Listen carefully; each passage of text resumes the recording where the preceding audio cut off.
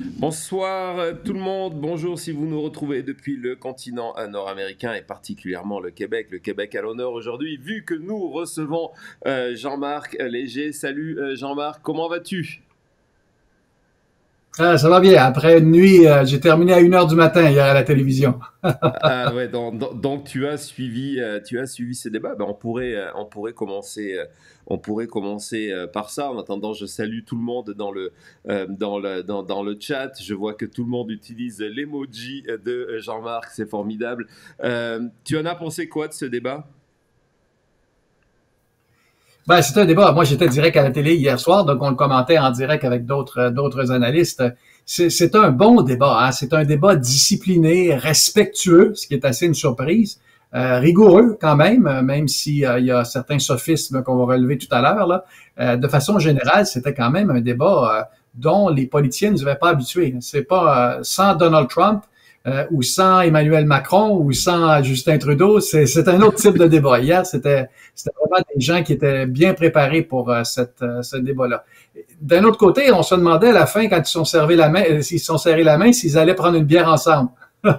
Tellement que le débat était plus harmonieux que prévu, William. Ouais, on s'attendait tous à quelque chose de plus agressif et je pense que les deux candidats craignaient ça aussi et voulaient essentiellement rassurer. Ils ont été, il y a plusieurs fois où ils étaient d'accord entre eux. Après, j'aime bien lorsque tu parles de sophisme et de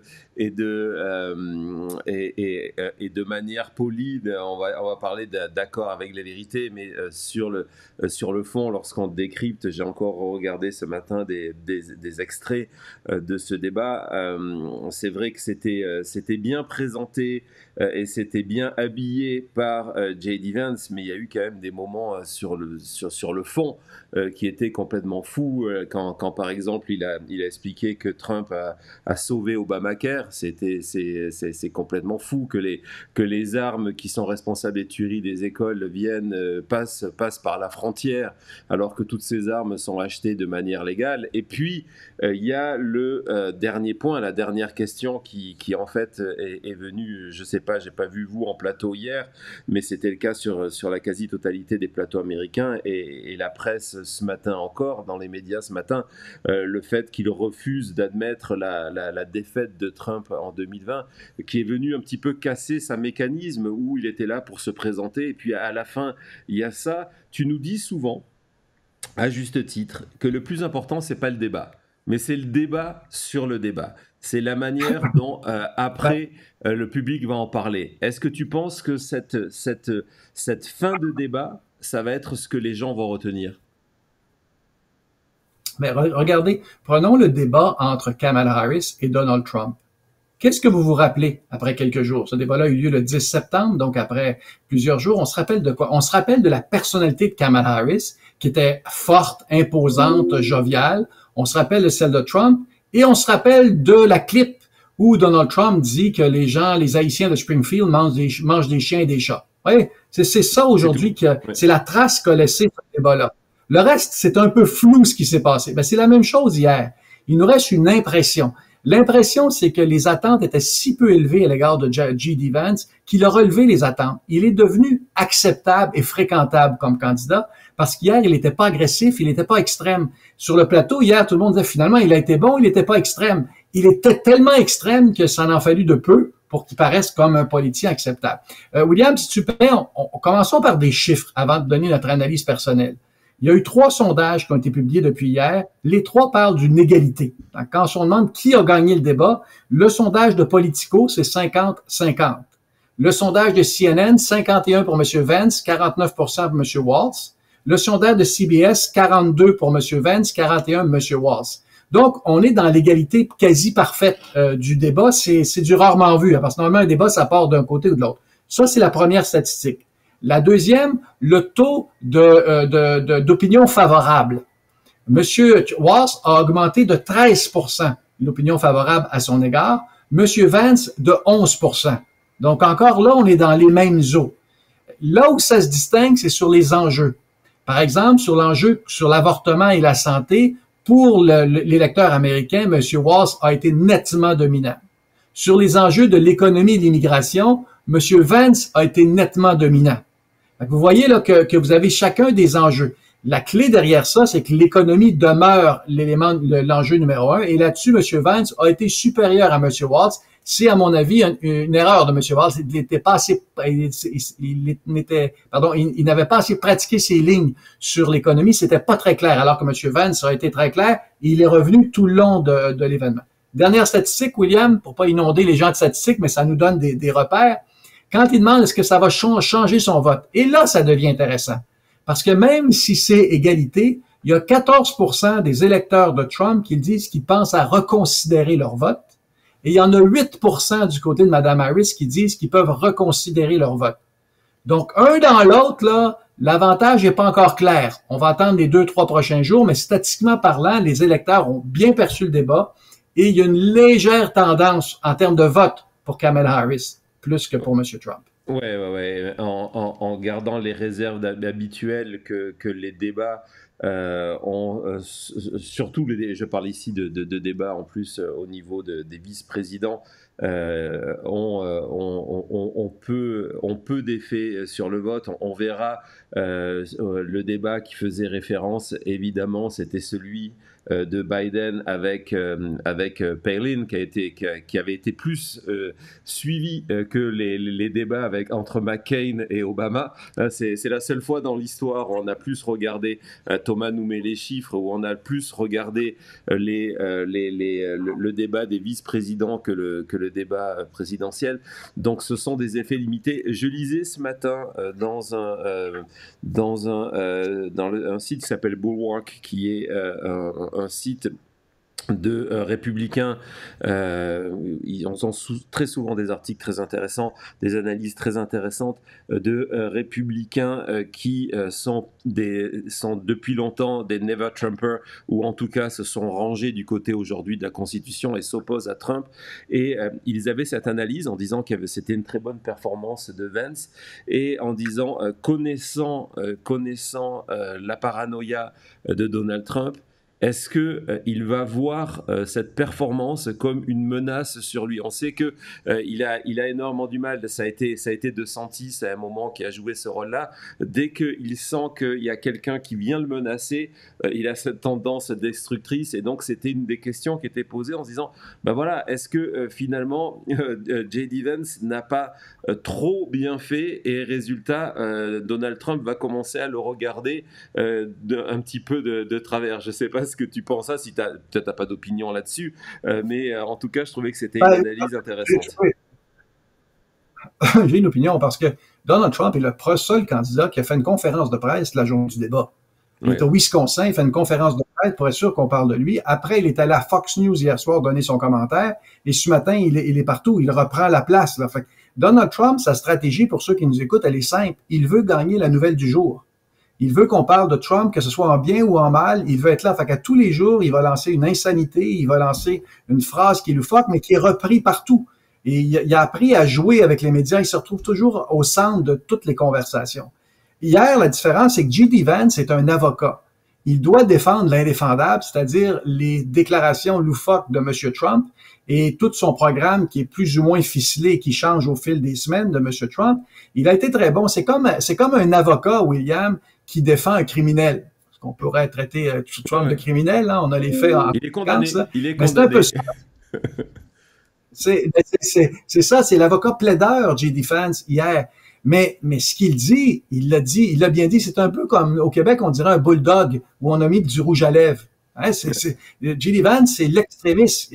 Tu l'as mentionné au départ. J'ai 5 affirmations qu'il a fait qui sont contraires à tout ce qu'il a dit. Tu as mentionné celle de l'Obamacare. Donald Trump a essayé de détruire l'Obamacare. Hier, qu'est-ce qu'il dit?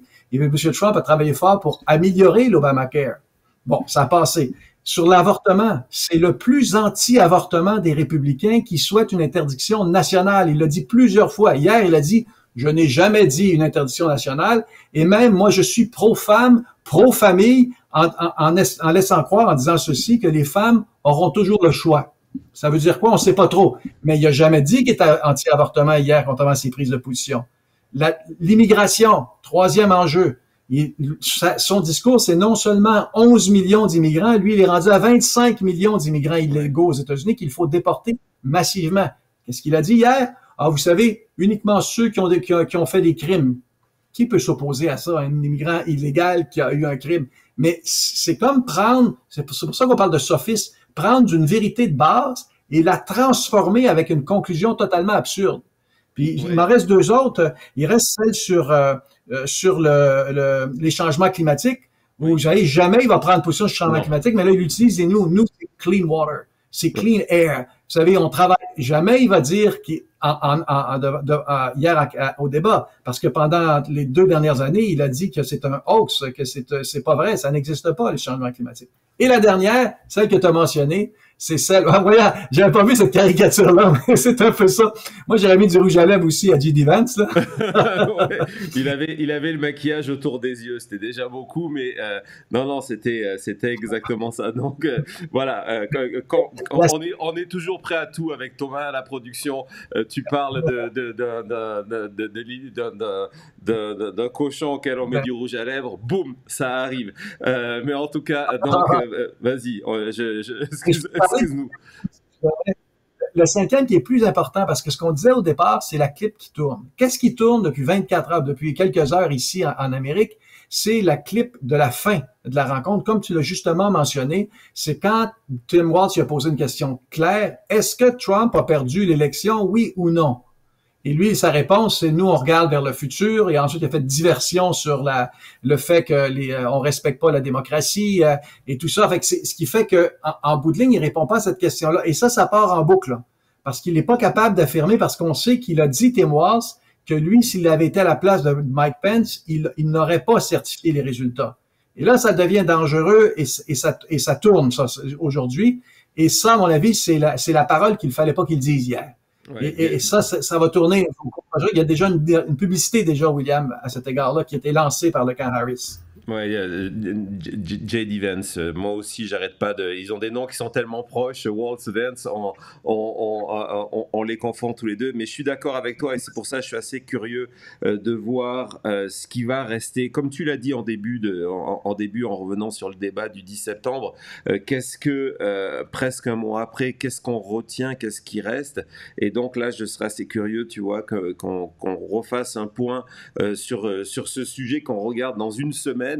Qu'est-ce que les Américains auront reconnu? Je suis aussi très impatient de voir les codes d'écoute, savoir comment ce débat a été suivi par les Américains. Et quand je dis comment, je ne parle pas en nombre pur, mais de voir si mon sentiment, c'est que je pense que le public a très rapidement décroché parce qu'on a commencé par des sujets qui étaient d'actualité, mais qui ne sont pas ceux, tu le sais d'ailleurs, on va y revenir un peu plus tard dans votre sondage, vous avez fait la liste des sujets les plus importants pour les Américains et la situation internationale ne figure pas parmi les points les plus importants. Le climat, c'est un point important, mais ce n'est pas le plus important et le débat a commencé sur ça, sur des questions assez techniques, des opinions assez neutres et donc j'ai pas forcément le sentiment que le public est resté jusqu'au bout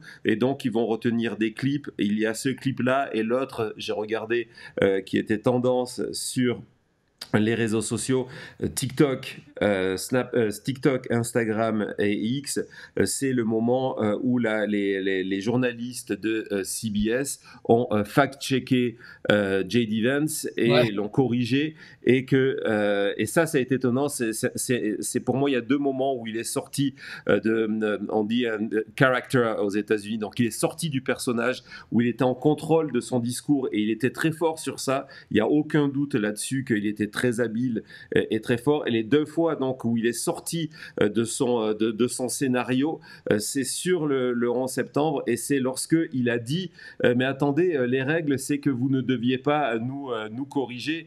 Ça, je pense que c'est une erreur. Et aujourd'hui, ce sont les 2 clips qui se promènent le plus.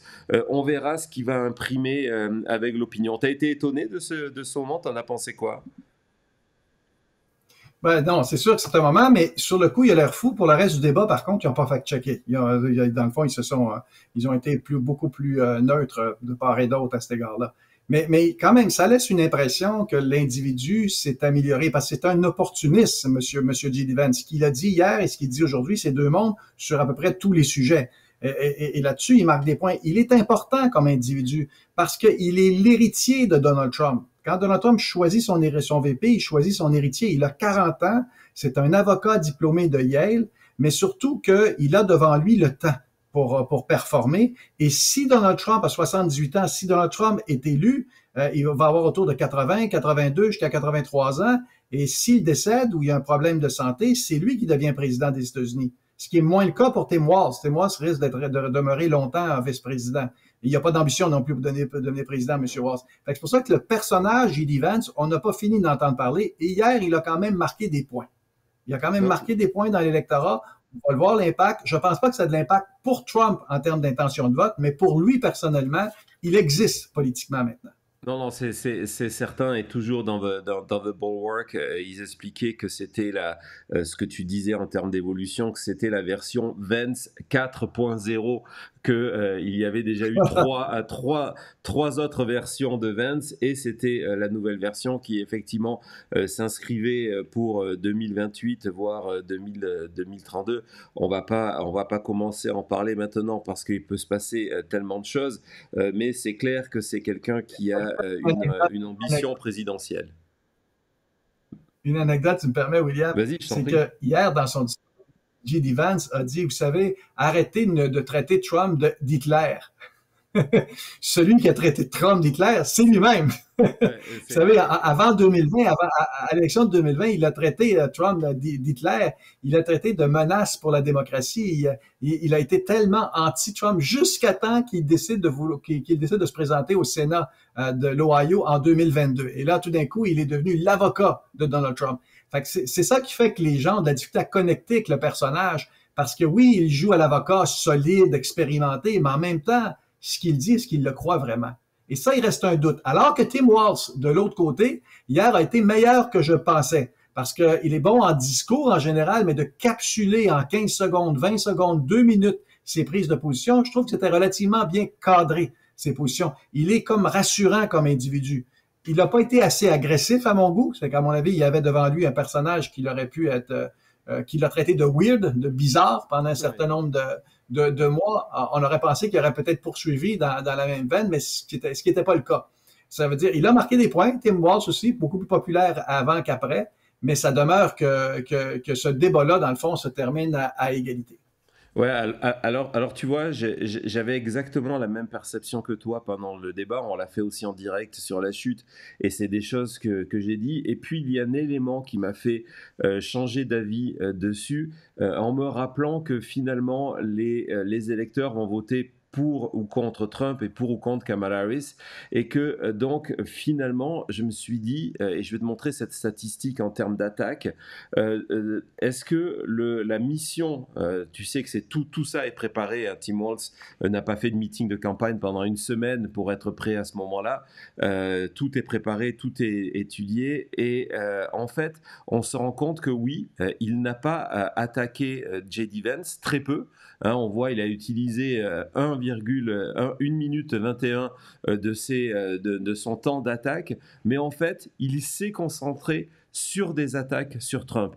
Et donc, oui, on a ce sentiment en regardant, en disant, mon Dieu, il a raté des opportunités. Moi, j'avais des frustrations parce que quand on part sur Obamacare, c'est évident que, en plus de ça, à ce moment-là, Walz était un élu de la Chambre des représentants. C'est certain qu'il sait que c'est faux. Et il ne dit rien. Et il ne dit rien, et il n'attaque pas Vance à ce moment-là, parce qu'on le voit, l'essentiel de son temps d'attaque, et ce sont des données qui ont été chronométrées par le New York Times, l'essentiel de son temps d'attaque, c'est attaquer Trump. Et à la fin, c'est ce qui compte. Et on voit que du côté de Vance, il a été moins performant dans ses attaques contre Kamala Harris parce qu'il a passé plus de temps à attaquer Walz. Donc avec le recul, je me demande, et si ce n'était pas une stratégie voulue de Walz, de se taire, de contenir même, on le sentait un petit peu frustré par moment,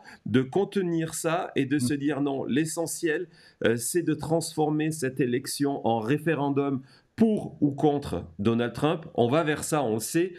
Donc c'est la campagne et du coup, sa mission, c'était d'attaquer Trump. Si tu regardes le débat avec cette grille d'analyse-là et que tu regardes en chiffres, c'est ce qu'il a fait, c'est ce qu'il a réussi à faire. Exactement. C'est un débat par procuration. Hein. En anglais, on dit proxy. Là. C'est-à-dire que, dans le fond, eux ont pas d'importance. On le voit. Ce tableau-là est fantastique. William, je l'avais pas vu, là, mais ça signifie beaucoup. Parce que eux, s'attaquer mutuellement, essayer de rabaisser l'autre, c'est pas l'objectif. C'est ce qu'ils veulent, c'est attaquer la crédibilité. Parce que M. Vance, chaque fois qu'il parlait de l'administration précédente, c'est l'administration Harris. Elle n'est que vice-présidente de Joe Biden. Quand M. Vance disait, vous avez eu 3 ans et demi pour le faire, d'accord, mais Trump a été là 4 ans aussi pour le faire. Il l'a pas fait non plus. C'était des attaques comme ça, mais à tout égard, c'est ce qu'on cherche à affecter. C'est là qu'on voit l'insignifiance du rôle du vice-président. C'est unique, hein. Il y a pas de débat de vice-président en France. Il y en a pas au Canada. Je sais pas s'il y en a ailleurs dans le monde, mais je ne crois pas. C'est unique, cet exercice-là. Souvent, elle a encore moins d'importance parce que c'est dans 3, 4, 5 débats présidentiels, là. Ou en tout cas, c'est entre 2 et 4 débats présidentiels normalement, avec un débat vice-président, ça a moins d'importance. Dans notre cas, nous, c'est le dernier gros événement avant la campagne officielle. Donc, l'importance était plus élevée que d'habitude. Oui, mais je ne pense pas que ça perturbe ou que ça change beaucoup les intentions de vote parce que, dans le fond, chaque camp, quand on regarde, on décortique les résultats, là, 90% des démocrates disent que Walz a gagné, 90% des républicains disent que Vance a gagné. Donc, il n'y a pas beaucoup de mouvement là, dans l'opinion publique. Oui, et dans l'enquête Politico dont tu parlais tout à l'heure, le chiffre qui pourrait être intéressant, c'est au niveau des indépendants, parce que, encore une fois, l'élection va se décider là, et il y avait une légère majorité des indépendants qui considéraient que c'était Tim Walz qui avait gagné ce débat-là, donc à garder en tête. Tu fais bien de rappeler que c'est vraiment une spécificité américaine, et je voudrais préciser à notre audience qui nous regarde aujourd'hui de France, c'est que on a souvent le sentiment vu de France que le vice-président, et en plus c'était voulu évidemment, comme Jean-Marc vient de le souligner, de la part de J.D. Vance de présenter cela comme ça, que c'est une sorte de premier ministre, qu'il agit sur la politique américaine. Ce n'est pas le cas, c'est le président qui fait sa politique et le vice-président a des fonctions définies par la Constitution qui sont extrêmement limitées. Il est là pour remplacer, si jamais le président n'est plus en capacité d'exercer le pouvoir. Il est là pour le 6 janvier faire cette cérémonie protocolaire de certifier les résultats. Et sinon, il effectue des missions que lui donne en charge le président. Mais il n'agit pas sur la politique américaine. C'est vraiment un point à garder en tête. C'est une différence majeure avec la France. Il a le vote prépondérant s'il a été à la Chambre des représentants. Ça, c'est Mme Harris, c'est ça. Et ça fait mais c'est tellement mineur comme rôle. C'est vraiment un président en attente. Parce que la majorité des vice-présidents, ou la majorité des présidents sont d'anciens vice-présidents. C'est pour ça le rôle, par exemple, de J.D. Vance est important. En s'installant au pouvoir, en observant comment fonctionne le pouvoir, normalement, c'est celui qui a le plus de potentiel qui devient, dans le fond, le dauphin du candidat actuel. Mais ça, c'est le débat, William. Mais nous, on a sondé pour le New York Post, comme tu le sais, là, pour voir l'état de la situation. Parce que si le débat est égal, j'allais te proposer de faire une pause de 10 secondes et qu'on se lance, parce qu'on a beaucoup parlé de mais c'était l'actualité, et qu'on se lance dans votre immense sondage pour le New York Post et ses enseignements, pas simplement en termes de face-à-face, mais aussi des sujets qui comptent. Et puis, en fin de tout ça, la question de la communauté, la chute, et donc la réponse des électeurs américains. On se retrouve tout de suite, Jean-Marc, dans quelques secondes.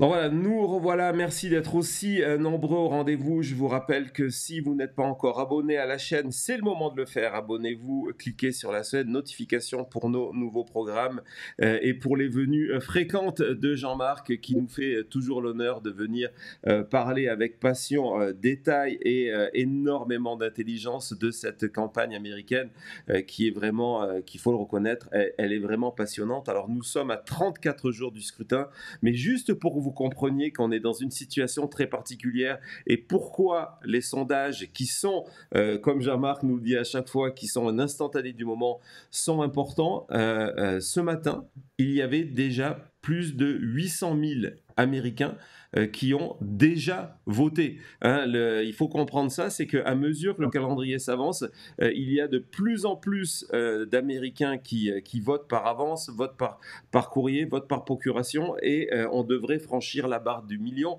dans la journée. Donc voilà, les Américains votent déjà. Et donc Jean-Marc, vous venez de réaliser avec l'Institut Léger pour le New York Post, cette enquête dont on va parler tout de suite. On va se lancer évidemment 2 mots sur la méthodologie. Donc comme d'habitude, ce sont des sondages que vous faites en ligne, donc par Internet. Les gens répondent tranquillement quand ils peuvent. Et ce qui est intéressant, c'est les dates. Hein. C'est vraiment récent en termes de sondage. C'est une enquête que vous avez fait entre le 27 et le 28 septembre, c'est ça? Oui, 27 au 29 septembre. 29. C'est un sondage en ligne. Aux États-Unis, le sondage téléphonique, ça fonctionne mal. C'est difficile de rejoindre. On fait un sondage en ligne parce que on sélectionne Léger, par exemple, au fil des derniers mois, on a sélectionné plus de 120 000 panélistes représentatifs de tous les États, de tous les strates de la société. Et c'est à travers eux qu'on choisit aléatoirement le 1010 répondants américains qui a de 18 ans et plus. Et là, constamment, ce qu'on mesure, c'est est-ce qu'ils sont enregistrés pour voter, qui est une première étape aux États-Unis. Et la deuxième question, ce qu'on appelle les likely voters, est-ce qu'ils vont voter? Et donc, ce qu'on présente comme résultat, c'est ceux qui disent qu'ils vont voter et qui sont enregistrés. Donc, c'est ça qu'on présente aujourd'hui. Fait que quand vous voyez les sondages élevés, là, vous voyez ça, si vous allez sur les sites de Real Clear Analytics, 538 ou Washington Post, New York Times, vous regardez le LV, c'est-à-dire likely voters, c'est ce qui est le plus précis. Parce que ceux qui vont pas voter ne nous intéressent pas, entre vous et moi. Là. Ce qui nous intéresse, c'est ceux qui vont dans l'isoloir. En passant, il y a 800 000 votes. Il y a une expression qu'on utilise au Canada. C'est un vote dans une boîte de scrutin, ça ne bouge plus. Exactement. Ça veut dire que quand tu as voté oui, c'est Trump, il a beau se passer des événements au cours des 30 prochains jours, ça a 0 impact. Et c'est important. Et jusqu'à maintenant, c'est avantage de Mme Harris. Par exemple, au Pennsylvanie, il y a près d'1 million de demandes pour le vote par anticipation. Et là-dessus, il y a au-delà de 750 000 qui sont démocrates et 250 000 à 300 000 qui sont républicains. Là. Ouais. Tout ça pour dire, c'est que le vote par anticipation est très organisé par les démocrates. Là. Exactement. Et ce matin, je regardais donc les statistiques de ce vote. Sur les 800 000 votes qui sont rentrés, évidemment, certains États font que les électeurs sont inscrits comme républicains, indépendants ou démocrates. Donc, c'est pas le cas de tous les États où le vote a commencé, mais lorsqu'on regarde ceux où c'est le cas, on se rend compte, évidemment, c'est très tôt, évidemment, ne pas tirer de fausses conclusions sur ça, mais on se rend compte que 3 bulletins sur 5, ce sont des démocrates, 1 sur 5 des indépendants et 1 sur 5 des républicains. En gros, ça représente 450 000 voix qui ont été déjà posées. Et c'est majeur parce que ça veut dire que le soir des élections, ce vote-là est toujours plus long à comptabiliser. Parce que la majorité des États ne commencent pas à comptabiliser avant la fin de la soirée. Fait que c'est pour ça que dans la soirée, il risque d'avoir une avance républicaine, comme il y a eu en 2020. Et tranquillement, on arrive, quand le vote par anticipation est compté, c'est là qui est un vote davantage démocrate. Et donc, on risque d'avoir des résultats très tard dans la soirée ou même des jours qui suivent, encore une fois en 2024. Exactement, et ça sera, tu fais bien de le rappeler. Ce qui est un peu particulier, parce qu'en France, vous êtes extraordinaire avec les sondages en sortie de l'urne, là, où à 8 heures pile, vous avez une photo qui apparaît à l'écran, et voici qui est élu. Vous imaginez, aux États-Unis, la plus grande démocratie la plus riche au monde, Ça prend plusieurs jours pour compter des votes. Voilà, c'est ça la réalité américaine. Non, c'est la réalité américaine. Tu fais bien de le rappeler. La Pennsylvanie, par exemple, et la Pennsylvanie va être l'État le plus surveillé. En tout cas, c'est exactement ce qui va se passer. C'est-à-dire que les règles en Pennsylvanie, c'est pas le cas de la Caroline du Nord, mais en Pennsylvanie, ce sont les règles où d'abord on compte les bulletins de vote du jour même de l'élection, donc les gens qui sont déplacés, avantage aux républicains. Et puis après, on commence à compter les votes qui arrivent par correspondance. Le pire étant le Nevada, où la date qui compte, c'est le jour où vous avez posté votre bulletin de vote. Donc si vous avez posté, je parle de courrier ici, votre bulletin de vote le 5 novembre, le jour de l'élection, il faut attendre, et des fois ça met une dizaine de jours pour qu'il arrive et qu'il soit comptabilisé. Donc c'est pour ça que si l'élection se joue sur le Clark County du Nevada, donc de Las Vegas et de sa banlieue, on n'est pas couché tout de suite. Ça c'est sûr, ça va être particulier. C'est pour ça, William, que ça s'appelle les États-Unis. C'est-à-dire que c'est 50 États avec des règles complètement différentes d'un État à l'autre. Donc, il y a des règles qui sont très modernes, d'autres qui sont très archaïques.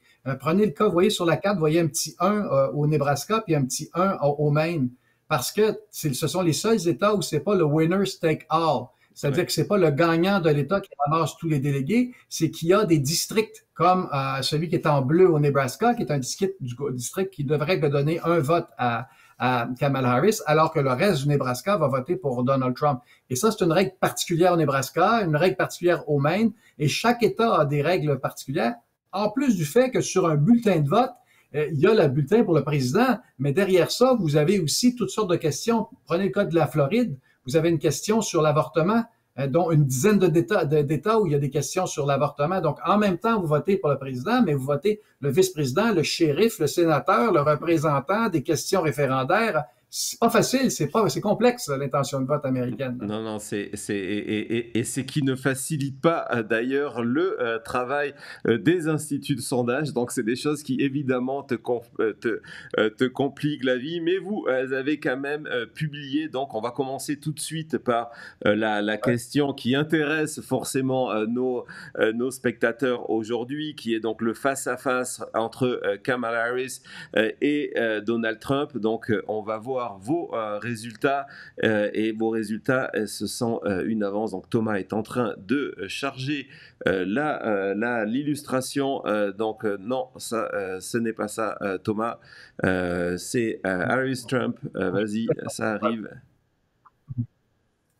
Ok, on va commencer par ça, par la tendance. Non, oui, on va commencer par la tendance, ce qui nous permet. Donc voilà, nous y sommes, on est arrivé. Donc, ce sont les intentions de vote. Donc, on voit les deux lignes en bleu et en gris. Donc, c'est ce que tu nous expliquais tout à l'heure. C'est la différence entre les personnes inscrites et les likely voters. Donc, en gris, c'est le chiffre le plus précis. Ce sont les gens qui ont donné leur intention d'aller voter, et que vous, dans votre travail d'institut de sondage, vous déterminez qu'ils sont sérieux parce que ils ont voté à d'autres scrutins, ils sont au courant de ce qui est en train de se passer. Et donc, lorsqu'on regarde ce chiffre-là, Kamala Harris, 51%, Donald Trump, 47%, c'est ça? Exactement. Il y a, dans ces chiffres-là, donc la colonne 51% pour Mme Harris en gris, en dessous en gris, c'est 47. Il y a 4 enseignements dans ce tableau-là. Le premier enseignement, c'est que 51-47, ça voudrait dire une victoire de Mme Harris aujourd'hui. Donc, pré-débat, au 29 septembre, s'il y avait eu élection, Mme Harris aurait gagné les élections. 51-47, c'est suffisant, surtout qu'elle gagne dans les 3 États clés du Nord, là, Pennsylvanie, Wisconsin et Michigan. Là, dans les sondages, elle a 1 à 2 points d'avance. Elle gagnerait par un nez, mais elle gagnerait quand même. Deuxième enseignement, c'est que 51-47, c'est exactement le score qu'a obtenu Joe Biden en 2020. Et vous voyez, il avait gagné par justesse, notamment à cause des 3 États du Nord. On se retrouve dans le même environnement que la coalition qu'a créée Joe Biden. Elle est recréée aujourd'hui par Kamala Harris. Ça, c'est le deuxième enseignement. Le troisième enseignement, c'est le score de Donald Trump. Il a 47%. Comme je l'ai dit, c'est qu'en 2016, il a obtenu 46%. En 2020, 47, et il a encore 47%. C'est que Donald Trump est très fort pour mobiliser sa base, mais il est trop ignare pour l'élargir et aller chercher la clientèle de Nikki Haley, aller chercher les indépendants. Il ne leur parle pas à eux dans la campagne électorale. Il se limite à un 47% enthousiastes qui veulent aller voter, mais il se limite. Et le dernier enseignement, c'est quand vous regardez la colonne bleue, ça, c'est les registered voters. Ça, c'est plus général en termes de vote. Et donc, si elle est plus forte chez les likely voters, registered voters, c'est que ces électeurs sont plus enthousiastes d'aller voter que celui de Donald Trump. Donc, on passe dans la réalité à 50-48. Quand on identifie les voteurs, et là, maintenant, elle passe de 2 points d'avance à 4 points d'avance. Fait que juste ces deux chiffres-là vous donnent un peu la tendance et le momentum, qui est pas très élevé. Il faut faire attention, parce que c'est serré quand même, mais qui était une courte victoire de Kamala Harris au 29 septembre, à un peu plus d'un mois du scrutin, William. Et donc, la dernière fois que vous aviez fait un sondage, on va regarder un petit peu les détails que vous avez trouvés région par région. La dernière fois que vous aviez fait un sondage, c'était pour le National Post cette fois-ci. C'était c'était juste après le débat du 10 septembre, si je me souviens bien. La tendance était dans le même ordre, mais elle était un peu plus serrée, du moins un peu plus serrée. En fait, les deux ont progressé de plus 1 et plus 1. On était à 50-46, on est maintenant à 51-47. T'expliques quoi? Ce sont les électeurs, de Robert F. Kennedy qui sont revenus se distribuer, ou c'est en fait ces fameux indécis? On s'en rend compte qu'il y en a de moins en moins. Est-ce que c'est ça? Un indécis entre toi et moi, c'est quelqu'un qui vote pas ou c'est quelqu'un qui est un peu mêlé électoralement parlant. Quand on les interroge en groupe de discussion, on dit qu'on focus les indécis, mais à ce moment-ci, quand tu es encore indécis, c'est que tu es hors politique. Tu t'informes pas, tu ne t'intéresses pas et tu n'iras pas voter en bout de ligne. C'est plus des électeurs mous ou changeants qui nous intéressent, des gens qui peuvent changer d'idée. Et ici, vous voyez, vous avez différentes colonnes. La première colonne, c'est l'ensemble des électeurs, les registered voters. La deuxième, c'est le 51-47. Après, vous l'avez par division. Fait que vous voyez, par exemple, que dans le nord-est, c'est là que Mme Harris est la plus forte. À l'inverse, vous voyez que dans le ouest, qui est tout l'ouest américain, l'ouest américain, c'est là où il est le plus fort, sauf en Californie, Donald Trump. Regardez chez les femmes, si on peut tasser un petit peu, parce que c'est lui qui est le plus intéressant. Chez les femmes, Mme Harris a une avance de 13 points chez les femmes, 56-43, ce que Mme Clinton n'avait pas eu en 2016, le vote des femmes. Ici, elle a une avance considérable. Chez les hommes, Monsieur Trump est nettement en avance. Et si j'allais les hommes blancs, il sera encore plus d'avance. Les hommes blancs peu scolarisés, il sera encore plus d'avance, Monsieur Trump. Donc, il y a vraiment des clientèles précises là qu'ils veulent aller chercher. Et le vote féminin, avec la position sur l'avortement notamment, avec les propos misogynes de J.D. Vance sur le rôle des femmes, qui, si vous avez pas, vous savez ce qu'il a dit, hein, si vous n'avez pas d'enfants, ben vous devriez payer plus de taxes, puis vous contribuez pas à la société, là, ce qu'ils appellent les catwomen, les femmes chocs, comme ils les appellent, là. Et donc derrière ça, il y a des clientèles qu'elle a réussi à convaincre pour recréer cette coalition-là. Donc, c'est des chiffres assez solides pour Mme Harris, assez solides pour gagner, mais encore là, il faut qu'il se rende jusqu'au scrutin. Et justement, sur cet aspect-là, j'ai une question à te poser, c'est que on va regarder justement la tendance. La tendance, pour moi, c'est vraiment important lorsqu'on étudie des sondages, après avoir vu la méthodologie, etc., de regarder les moyennes. On parlait de 538, on parlait de Nate Silver. C'est de regarder la tendance qui permet d'avoir un aperçu, se dire est-ce que les positions changent. Et en fait, on se rend compte dans ton sondage, et puis Thomas va nous en monter d'autres, justement, des moyennes de 538, de split ticket, de vote US, de Nate Silver. On se rend compte que finalement, depuis l'arrivée de Kamala Harris pour remplacer Joe Biden, il y a une tendance claire elle est en avance. Est-ce que ça suffira ou pas? Ça, c'est une autre question.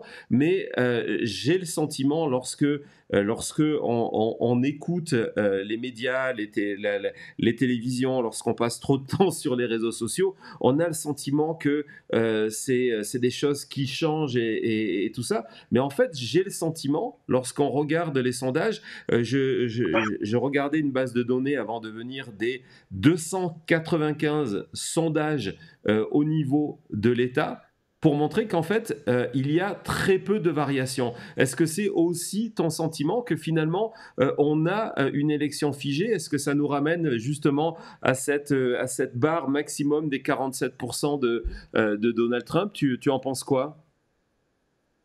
Ben, j'en pense que les électeurs américains connaissent Donald Trump et ils ont fait le choix sur l'homme. Je l'appuie ou je ne l'appuie pas. La question maintenant, c'est que Kamala Harris a fait un sans faute jusqu'à maintenant. Depuis qu'elle a été choisie comme candidate, elle a fait un sans faute, que ce soit la convention, que ce soit le débat, que ce soit ses prises de position. Jusqu'à maintenant, là, elle a réussi à maintenir cet élan-là qui a été donné, mais c'est un élan qui est 3 à 4 points de supérieur. C'est pas un élan qui, à tous les jours, qui augmente d'1%. C'est quand même assez serré, notamment dans les États clés, où ça demeure. Vous savez, dans les 7 États clés, il y a 2 points d'écart, soit plus pour Mme Harris dans le nord et plus pour M. Trump dans le sud. Mais c'est vraiment 2 points, ça, c'est à l'extérieur de la marge d'erreur. On est rendu, dans le fond, à la limite de la science des sondages.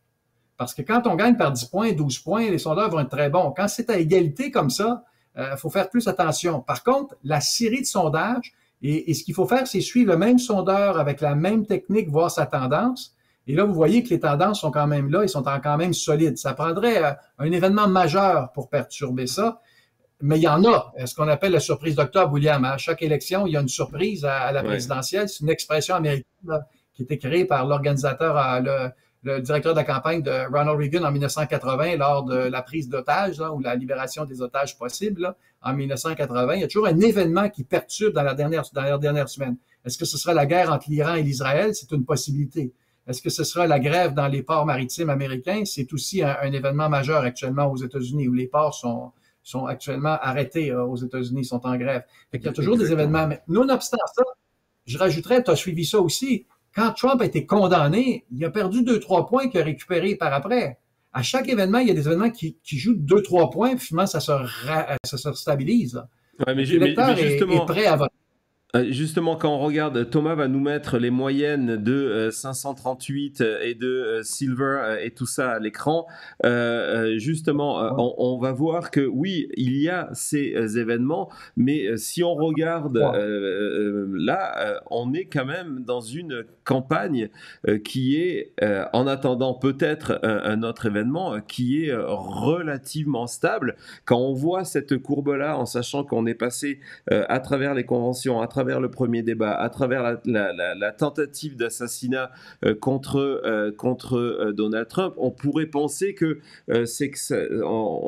qu'on fasse face à une élection qui paraisse, en tout cas dans les sondages et sous réserve d'erreurs et sous réserve des précautions habituelles, on pourrait penser qu'on soit dans quelque chose de plus instable. Et moi, quand je regarde et là maintenant on parle de 3 mois de données, donc août, septembre, en tout cas fin juillet, août, septembre, donc 2 mois et demi, on se rend compte que finalement, il y a une tendance qui est assez certaine. Et quand on va voir même Silver, Nate Silver, qui a été longtemps le dernier à mettre un avantage à Donald Trump, quand il fait désormais sa moyenne de sondage, lui, il est à plus de 3.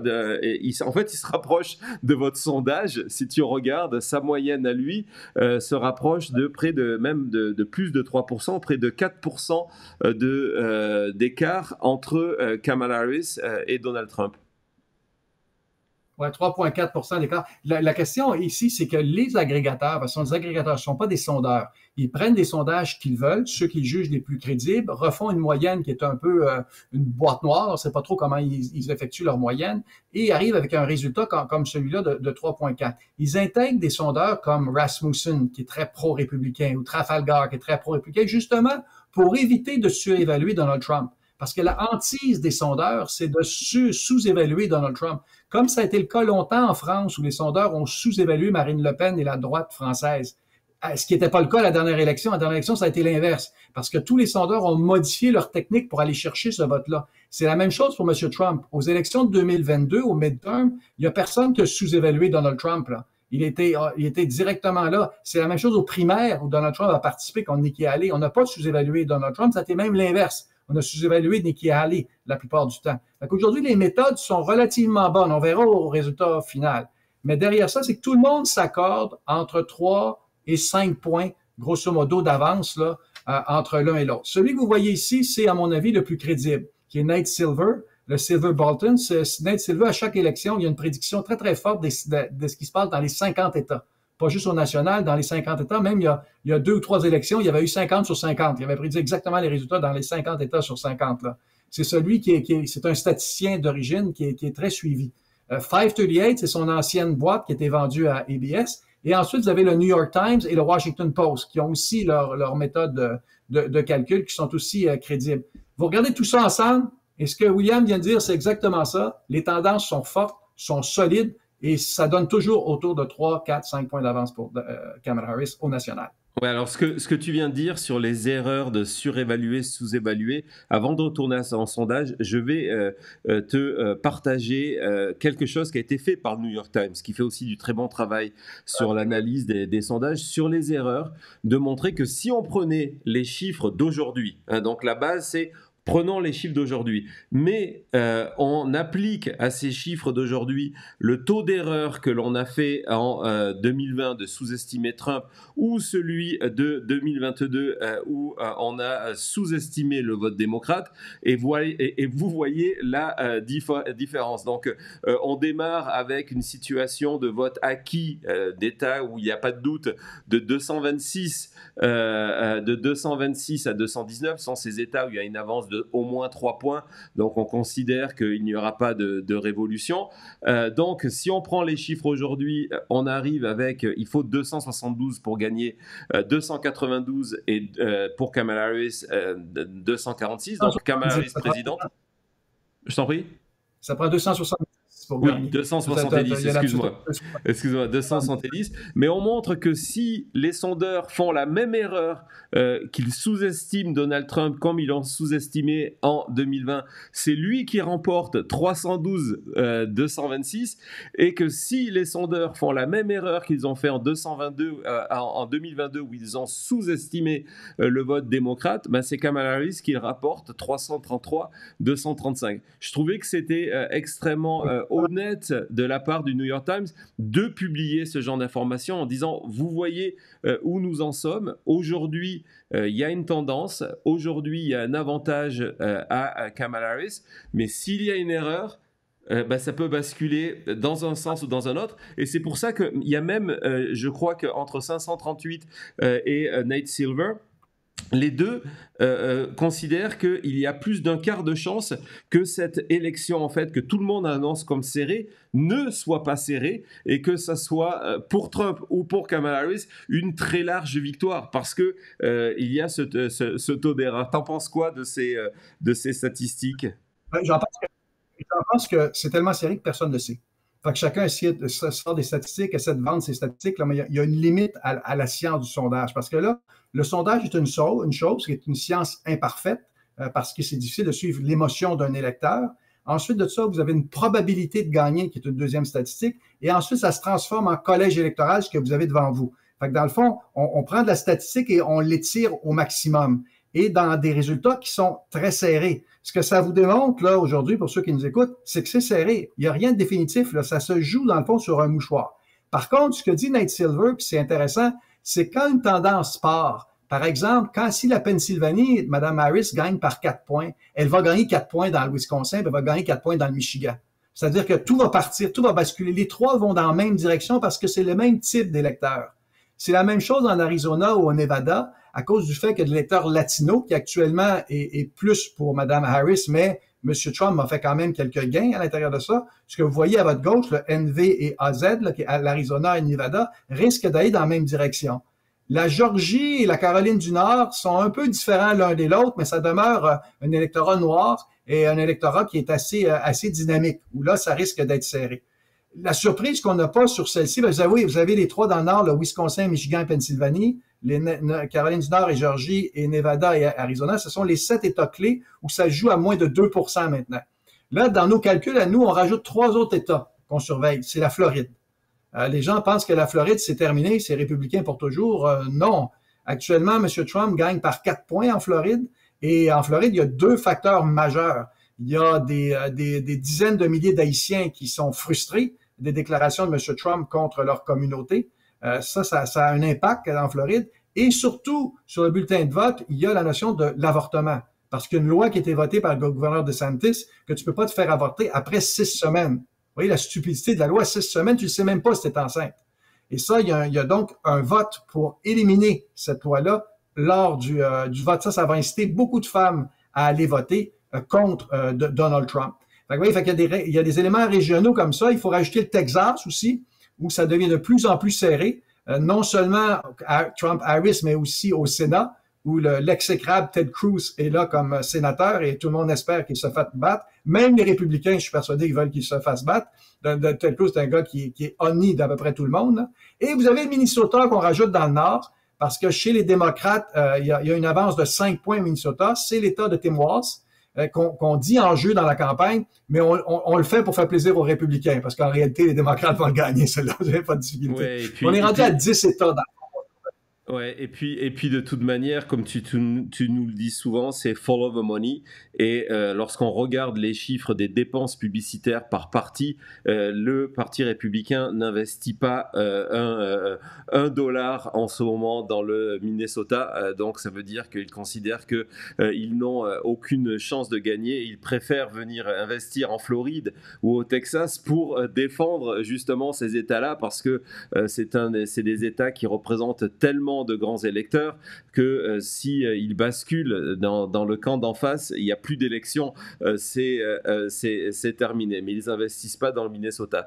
Je voudrais qu'on retourne dans ton sondage. On pourrait parler des heures. Hein. Le problème, il est là. Vas-y, je t'écoute. Non, ce que je dis, c'est qu'à l'inverse, les démocrates ont commencé à investir beaucoup dans la publicité en Floride. Parce que pour eux, c'est une cible réelle et intéressante. Non, c'est certain. Et puis en plus, il y a tous les enjeux du Sénat. Il y a ce fameux référendum sur l'avortement qui est important. Il y a aussi un référendum, on en parle moins, mais les effets de ces référendums, on l'a vu lorsque je crois que c'était au Kansas ou au Kentucky, c'est un référendum sur la légalisation de la marijuana. Qui a fait qu'il y a eu un surplus d'électeurs qui est allé voter. Ce sont généralement des électeurs indépendants ou libéraux dans le sens américain, donc plutôt de la gauche américaine, qui vont aussi voter pour ce genre. Donc il y a 2 référendums qui sont assez périlleux pour les républicains du côté de la Floride. On va évidemment suivre ça. Dans votre sondage, donc au-delà du face-à-face, au-delà des cotes d'opinion favorables, vous vous êtes intéressé à ce que dans la version américaine vous appelez les challenges, qui sont en fait les issues, les sujets qui sont au cœur des préoccupations américaines. Et je crois, et tu sais comment je suis tous les sondages, c'est la première fois qu'on a une liste aussi complète, donc bravo déjà, avec autant de sujets qui sont explorés jusque dans le détail, parce que c'est ce que j'apprécie toujours avec le travail que vous faites, c'est que vous mettez en avant les disparités régionales, les disparités par étiquette politique, les disparités par âge. Donc c'est vraiment une source d'information. Et là, c'est d'autant plus intéressant que vous n'êtes pas allé demander aux électeurs américains quel était votre sujet, un seul sujet d'inquiétude, en tout cas vraiment d'intérêt, mais quels étaient votre top 3, c'est ça, donc de demander aux gens plusieurs. Donc vous êtes retrouvé face à plusieurs réponses. Les sondeurs en principe n'aiment pas ça, ils mettent simplement une réponse en avant, et donc ça permet, et je trouvais que c'était très intéressant, on va regarder ce tableau, tu vas nous en parler, après de demander aux électeurs qui ils pensent qui est le mieux équipé pour répondre à ces challenges-là. Mais avant d'arriver là, donc je voudrais que tu nous parles un petit peu de ces chiffres qui vont évidemment de l'inflation aux questions de la liberté, aux questions de l'assurance santé, l'avortement évidemment, le contrôle des armes. Vraiment, j'ai trouvé que c'était vraiment un travail. Évidemment, je me suis intéressé au face-à-face Harris-Trump, mais pour moi, en geek de cette élection américaine, c'est cette partie du sondage que j'ai vraiment trouvé la plus intéressante. Oui, puis qui est un peu une nouveauté. Puis la raison de choisir 3 thèmes, c'est que souvent, le thème de l'économie ou l'inflation vampirise tout le reste. Quand vous dites faites un choix, ben les gens, ça va être toujours inflation, économie, on le sait ça. La question, c'est est-ce qu'il y a d'autres choix qui influencent votre perception? C'est comme ça qu'on va les chercher.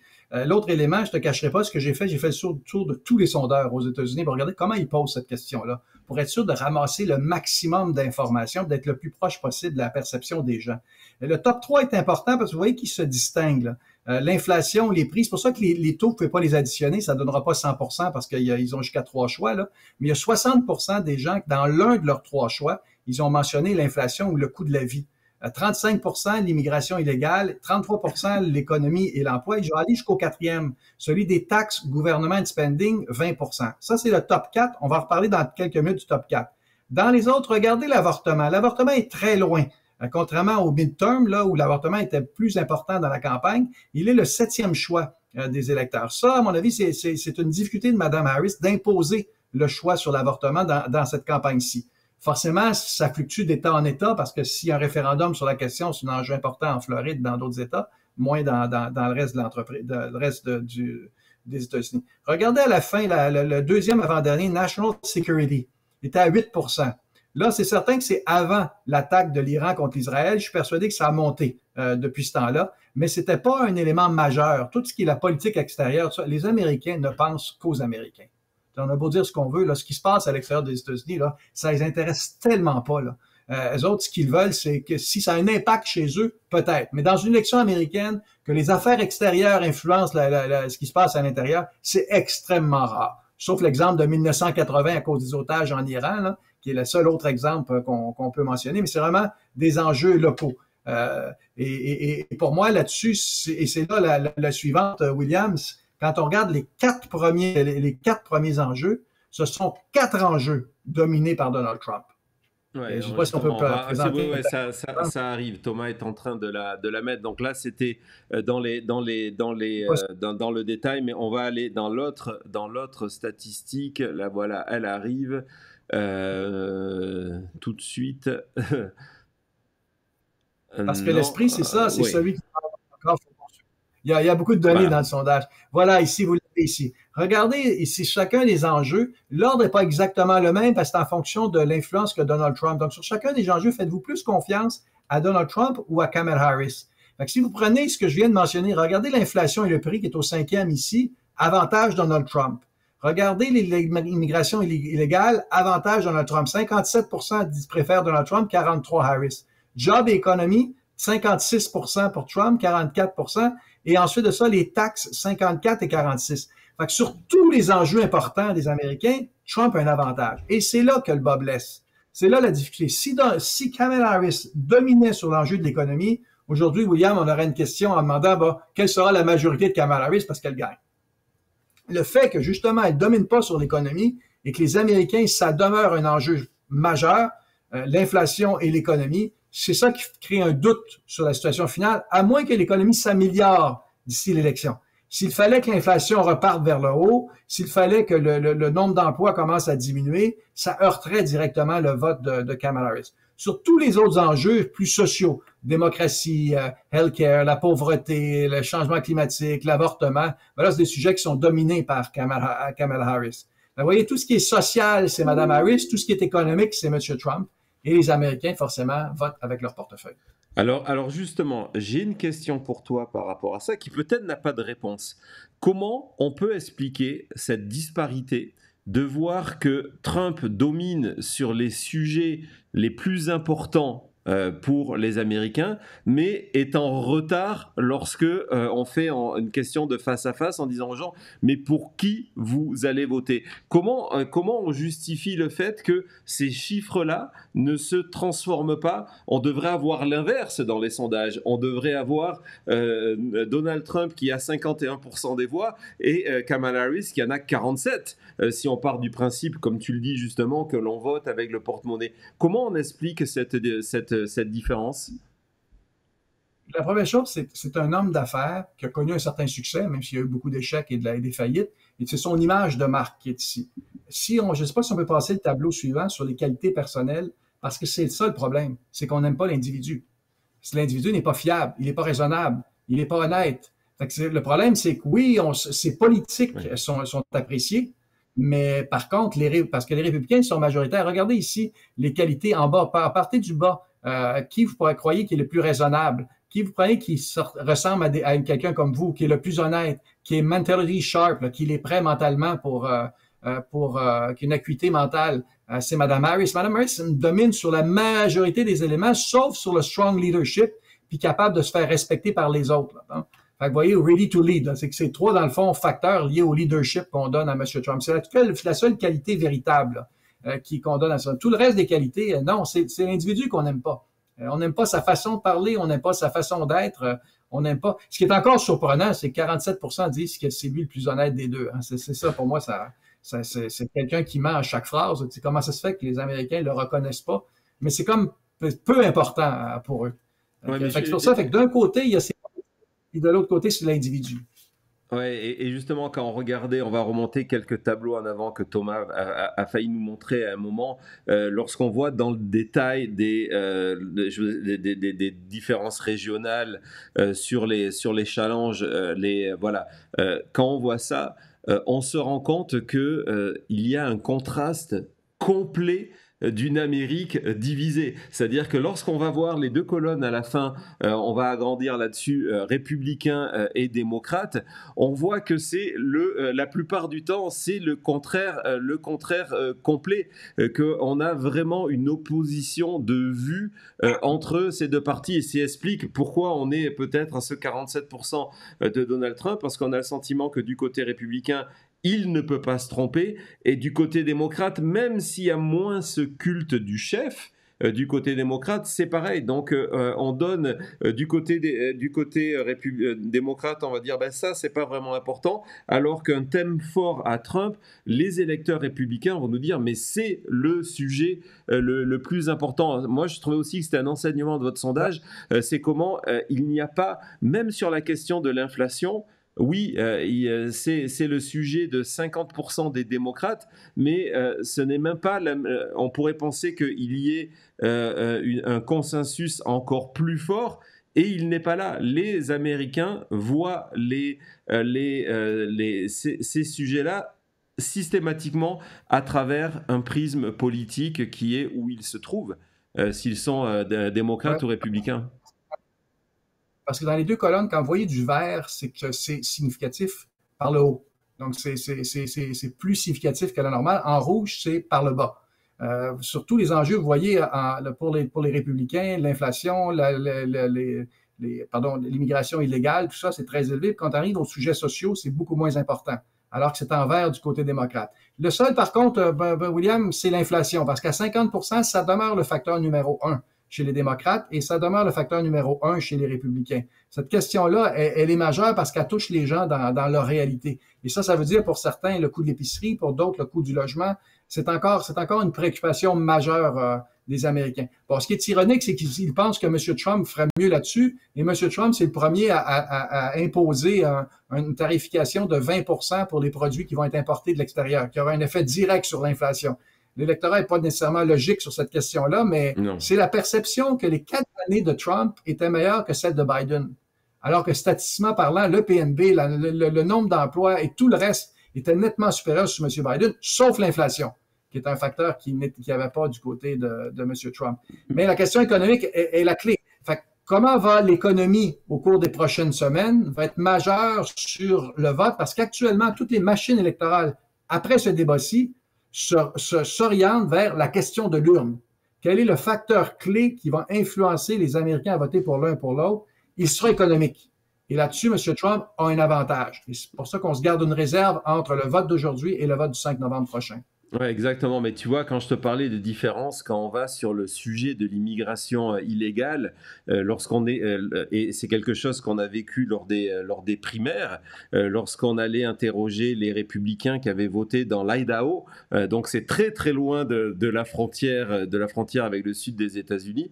Ils sont plus proches du Canada d'ailleurs que du Mexique. Les républicains de l'Idaho disaient que leur premier sujet de préoccupation, c'était la frontière. et c'est ce qu'on retrouve. Et pour 63% des républicains, ça fait partie des top 3 des sujets les plus inquiétants, et en fait que 18% des démocrates. Donc il y a vraiment une vision complètement différente des États-Unis, avec cette différence de l'inflation.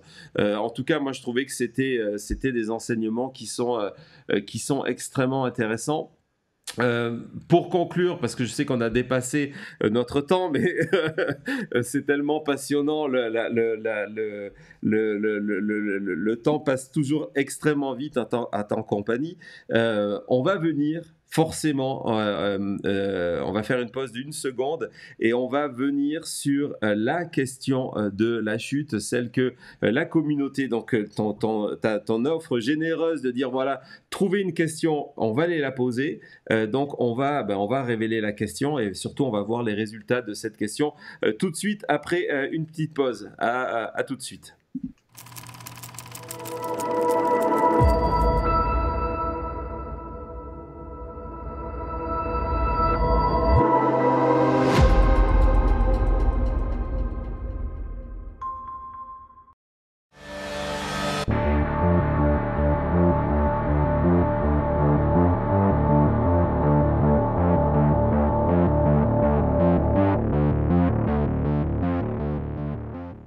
Voilà, nous voici de retour avec Jean-Marc Léger. Je vous rappelle, vous êtes vraiment très nombreux à nous suivre. C'est le moment de vous abonner et de cliquer sur la sonnette de notification. On va continuer à suivre cette campagne au jour le jour, j'allais dire jusqu'au 5 novembre. Mais non, ça ne sera pas jusqu'au 5 novembre. On va dépasser le 5 novembre parce que, tout à l'heure, Jean-Marc vous a donné une raison parmi tant d'autres du fait que ça sera difficile d'avoir, sauf s'il y a vraiment des écarts extrêmement importants, sinon ça sera difficile d'avoir un gagnant dans la nuit du 5 au 6 novembre.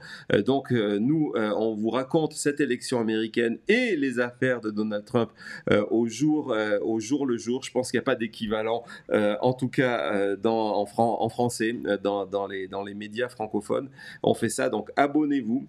Et donc, notre communauté, on a la chance d'avoir Jean-Marc qui apprécie notre travail, et il y a une ou deux émissions, tu nous as proposé à la communauté de dire trouvez-moi une question et je vais l'intégrer au sondage. On a fait une émission spéciale qui s'appelait Maintenant à vous, où on a permis aux personnes de venir parler en direct. Donc on a tous échangé, on avait une liste de plusieurs questions, on en a retenu une qu'on t'a fait parvenir et qui en fait finalement c'est parfait qu'on en parle aujourd'hui parce que elle est reliée à la fin du débat de Vance Walz hier, où la dernière question était liée au 6 janvier, où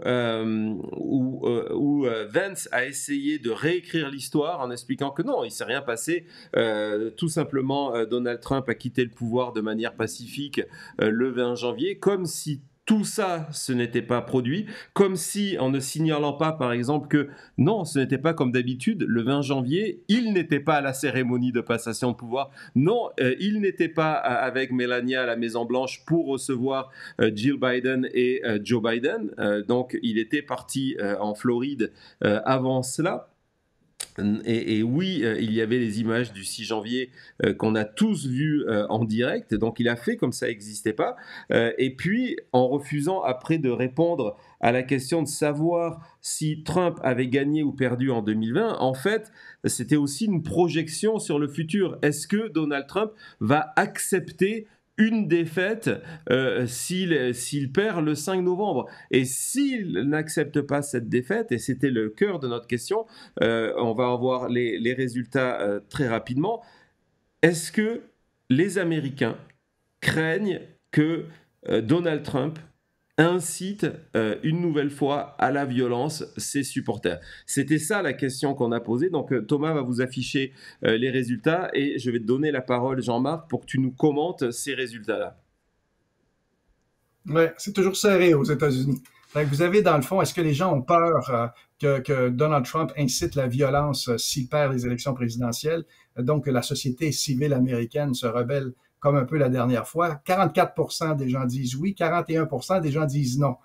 Fait qu'on est vraiment dans la moitié-moitié, un 16% qui n'a pas d'opinion. Si vous regardez les deux dernières colonnes, parce que c'est là que ça devient intéressant, si vous êtes républicain, 12% estiment que oui, il y aura de la violence, mais 76% que tout va se passer comme il faut.